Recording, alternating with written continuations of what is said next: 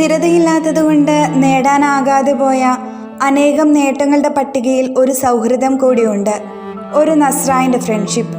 മലങ്കര സുറിയാനി കത്തോലിക്ക സഭയുടെ വലിയ നോമ്പിൽ, പ്രത്യേകമായും യാക്കോബിൻ്റെ ബോവൂസായിൽ, പഴയ നിയമത്തിലെ മോശയെക്കുറിച്ച് നമ്മൾ ഓർക്കുന്നു. ആരാണ് മോശ? ബൈബിൾ പറയുന്നു, ഒരു സ്നേഹിതനോട് എന്ന പോലെ കർത്താവ് മോശയോട് സംസാരിച്ചു എന്ന്. അപ്പോൾ കർത്താവിൻ്റെ സ്നേഹിതൻ ആണ് മോശ. നമ്മൾ മനുഷ്യ സ്നേഹത്തിന് പിന്നാലെ പോകുമ്പോൾ മോശ തൻ്റെ സൗഹൃദം സ്ഥാപിച്ചത് ദൈവവുമായിട്ടാണ്. അവൻ്റെ എല്ലാ വഴികളിലും ഒരു സ്നേഹിതനായി ദൈവം കൂടെ കൂടുന്നു. ഒരിക്കൽ ഫറവോയുടെയും ആർത്തിരുമ്പുന്ന ചെങ്കടലിനും മധ്യേ മോശ നിൽക്കുന്ന ഒരു കാഴ്ച ബൈബിളിലുണ്ട്. കൂടെയുള്ളവർ കുറ്റപ്പെടുത്തുമ്പോഴും ഒറ്റപ്പെടുത്തുമ്പോഴും തകർന്ന ഹൃദയവും നിറഞ്ഞ കണ്ണുകളുമായി മോശ നോക്കിയത് ആകാശത്തിലേക്കാണ്.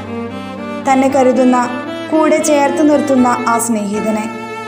പിന്നീട് ചുടുകാറ്റ് ആഞ്ഞടിക്കുന്ന, ശൂന്യത മാത്രം നിറഞ്ഞ ആ നീണ്ട മരുഭൂമിയിലൂടെ എപ്പോഴും കലഹിക്കുന്ന, ധിക്കരിക്കുന്ന ഒരു ജനമായി വർഷങ്ങളോളം സഞ്ചരിക്കാൻ ആ മനുഷ്യനെ സഹായിച്ചത് ഈ സൗഹൃദം തന്നെയായിരിക്കാം.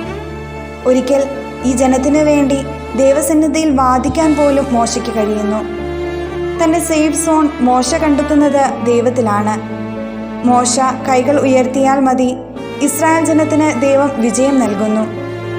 അങ്ങനെ പല പല ഇൻസിഡൻറ്റുകളിലൂടെ ദൈവം തൻ്റെ ചങ്ങാത്തം ഊട്ടിയുറപ്പിക്കുന്നു. ഇതുപോലൊരു ഫ്രണ്ട്ഷിപ്പ് ദൈവം നമ്മിൽ നിന്ന് ആഗ്രഹിക്കുന്നില്ലേ? ഒന്ന് ചിന്തിച്ചാൽ, നമ്മൾ പലപ്പോഴും തള്ളിക്കളഞ്ഞ, എൻ്റെ നേട്ടങ്ങൾക്ക് വേണ്ടി മാത്രം കയറി ചെന്ന ഒരിടമാണ് ദൈവം. മനുഷ്യ സ്നേഹവും താല്പര്യങ്ങളും മാത്രം നോക്കി നാം ജീവിക്കുമ്പോഴും നമ്മെ കൈവിടാതെ പിന്തുടരുന്ന യഥാർത്ഥ സ്നേഹത്തെ നമ്മൾ കണ്ടില്ല എന്ന് നടിക്കരുത്. എൻ്റെ ആത്മാവിനെ അസൂയയോടെ വീക്ഷിക്കുന്ന ദൈവം എൻ്റെ സൗഹൃദം വേണ്ടെന്ന് വെക്കുമോ? ആ ഫ്രണ്ട്ഷിപ്പിനായി നമുക്കൊന്ന് പരിശ്രമിച്ചാലോ? നമുക്ക് പ്രാർത്ഥനയിൽ സ്ഥിരത ഉള്ളവരായിരിക്കാം. അവൻ്റെ സ്നേഹത്തിൽ ഒട്ടിച്ചേർന്നിരിക്കാം. ഈ നോമ്പുകാലം അതിനുള്ള അവസരം കൂടിയാകട്ടെ.